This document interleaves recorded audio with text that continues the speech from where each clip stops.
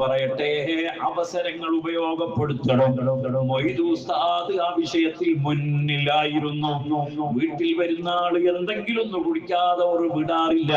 ഇത് അനുഭവിച്ചവരല്ലേ നിങ്ങൾ പലരും, അത് കണ്ടവരല്ലേ ഈ സദസ്സിലുള്ളവർ. സുബ്ഹാന ജല്ല ജലാലു. അത് സ്വാലിഹീങ്ങളുടെ സ്വഭാവം അതാണ്, പണ്ട് മുതലേ അതാണ്.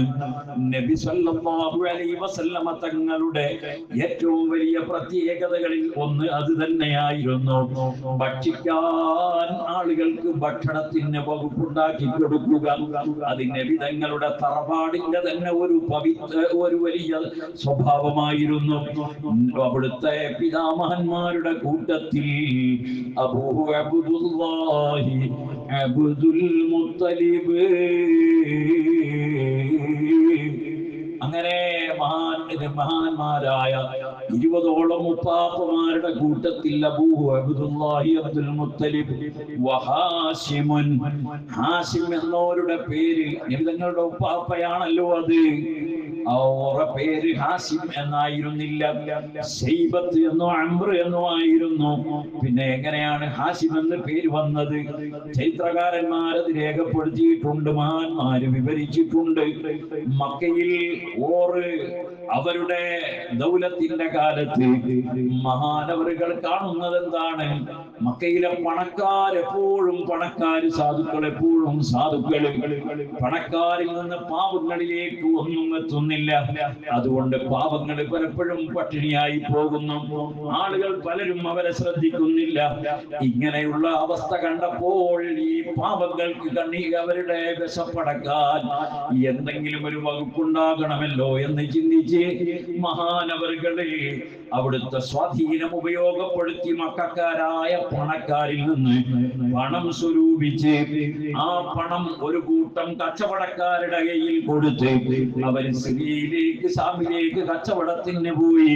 തിരിച്ചു വരുമ്പോൾ കിട്ടുന്ന ലാഭത്തിന്റെ നല്ല ഒരു വിഹിതം മക്കയിലെ പാവങ്ങൾക്ക് പത്തിരുന്നാൻ നൽകി.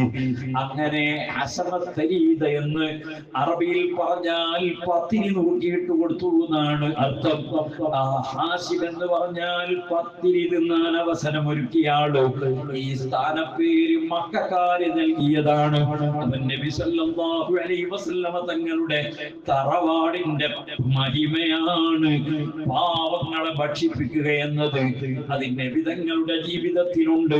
അതിൽ അവർ നബി തങ്ങളിൽ നിന്ന് സ്വഹാബികളിലേക്ക് പകർന്നിട്ടുണ്ട്. വയുതഇമൂന തആമ അലാ ഹുബ്ബിഹി യതീമൻ വമിസ്കീനാ.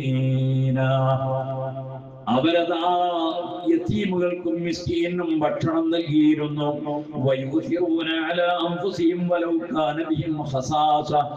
അബൂബക്കർ സിദ്ദീഖ് റളിയല്ലാഹു അൻഹു മക്കയിൽ നിന്ന് മുഹാജിരീങ്ങളായി വരുന്നവരെ വീട്ടിലേക്ക് കൊണ്ടുപോയി ഭക്ഷിപ്പിക്കുമ്പോൾ വളരെ പ്രയാസപ്പെട്ട് ഭക്ഷണം കൊടുക്കാതെ ബുദ്ധിമുട്ടിയ ഒരു രാത്രിയിൽ വിളക്കൂതി താനും കൂടെ കഴിക്കുന്നുണ്ടെന്ന് അവർക്ക് തോന്നിപ്പിച്ച് അവരെ ഭക്ഷിപ്പിച്ചപ്പോഴല്ലേ വയുസിറൂന അലാ അൻഫുസിഹിം വലൗ കാന ബിഹിം ഖസാസ. സ്വന്തത്തിൽ ആവശ്യമുണ്ടായിരിക്കെ തന്നെ അത് പരിഗണിക്കാതെ മറ്റുള്ളവരെ പരിഗണിച്ചവർ എന്ന് മഹാനവറുകളെ പുകഴ്ത്തിക്കൊണ്ട് ഖുർആനിൽ ആയത്തിറങ്ങിയത്. മറ്റുള്ളവർക്ക് ഭക്ഷണം നൽകുക, അത് അവിടെ നമ്മൾ ശ്രദ്ധിക്കണം. നേരത്തെ ഞാൻ പറഞ്ഞതുപോലെ ആഡംബരത്തിന് വേണ്ടിയാകരുത്, പേരെടുക്കാൻ വേണ്ടിയാകരുത്, സൽക്കാരങ്ങളിൽ ദൂർത്തടിച്ച് ഭക്ഷണമുണ്ടാക്കി പണം നശിപ്പിക്കരുത്. ആവശ്യക്കാർക്ക് നൽകണം. പള്ളിയിലെ ഉസ്താദിനെ മാസത്തിലൊരിക്കല് ഭക്ഷണം കൊടുക്കണോ എന്ന് പറയുമ്പോൾ ബേജാറാണ്. അത് ചെലവായി പോകുമോ എന്ന പേടിയാണ്. സുബ്ഹാനല്ലാഹ്. അതേസമയം സൽക്കാരമാണ്, പുതിയാപ്പുളാന തക്കാരമാണ്, അല്ലെങ്കിൽ വേറെ ആരെങ്കിലും തക്കാരമാണെങ്കിൽ അതിന് പൊടിക്കാൻ യാതൊരു മടിയുമില്ല. അതിന് പെണ്ണുങ്ങൾക്ക് ഉണ്ടാക്കാൻ മടിയില്ല. ഉണ്ടാക്കുമ്പോൾ തന്നെ പല മോഡലും ഉണ്ടാക്കാൻ മടിയില്ല. സുബ്ഹാനല്ലാഹ്. ഈമാനിന്റെ കുറവാണത്. മഹാനായ മൊയ്തു ഉസ്താദ് അതാ ഭക്ഷണം ധാരാളമായി ആളുകൾക്ക് നൽകി. അതിൽ നിർവൃതി അടഞ്ഞവരായിരുന്നു. ഭക്ഷിപ്പിച്ചവരാരും പരാജയപ്പെടുകയില്ല. അവർക്ക് അല്ലാഹു തആല ബറക്കത്ത് വാരിക്കൂരി നൽകുന്നത് നല്ല നിയ്യത്തിലാണോ അനുഭവമാണ്. ഇനി ഞാൻ മഹാനവറുകളുടെ ബഹുമാനപ്പെട്ട റിഫായി ശൈഖ് റളിയല്ലാഹു അൻഹുവിന്റെ ചെറിയൊരു ഉപദേശവും കൂടി പറഞ്ഞ് എന്റെ പ്രസംഗം അവസാനിപ്പിക്കട്ടെ. മഹാനായ റിഫായി ശൈഖ് റളിയല്ലാഹു അൻഹു പറയുന്നു,